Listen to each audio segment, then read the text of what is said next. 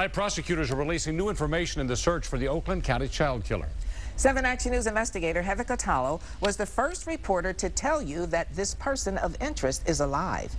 Heather joins us now for Pontiac. And Heather, who are we talking about, and tell us about his past? Well, his name is Arch Sloane, and he's currently behind bars for sex crimes right now. And in the last year or so, detectives with the task force have been crossing the country trying to find out why DNA evidence linked to this case was in his car. Could this man be the key to solving the 36-year-old mystery of the Oakland County Child Killer? His name is Arch Sloane. He's now 70 years old and serving a life sentence in Michigan for criminal sexual conduct. Oakland County prosecutor Jessica Cooper announced today that evidence found in Sloane's 1966 Pontiac Bonneville matches hairs that were found on 2 of the child killer victims. Sloane is being called a person of interest in the case.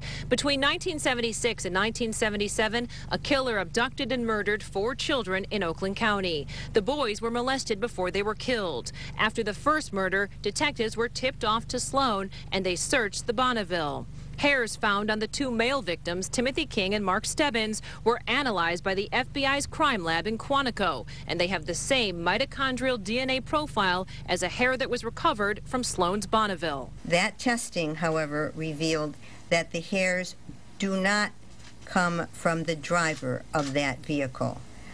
The driver of that vehicle is not the donor of either the hair found in the Bonneville or the hairs found on the boys. Sloane would have been 34 at the time of the first murder, and he's no stranger to molesting boys according to his criminal history. The 7 Action News investigators have learned that in 1959, Sloane was convicted of gross indecency. In 1979, he was found guilty of misdemeanor criminal sexual conduct. In 1980, he was found guilty of 3rd-degree criminal sexual conduct, and then he has convictions from 1984 and 1985 for 1st-degree CSC.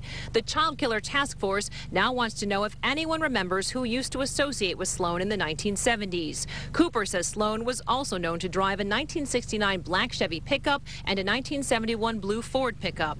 Family members of the victims say they're grateful that the investigation is turning up new leads. If someone has word out there about a Pontiac Bonneville, we'd appreciate if they'd come forward and talk to law enforcement.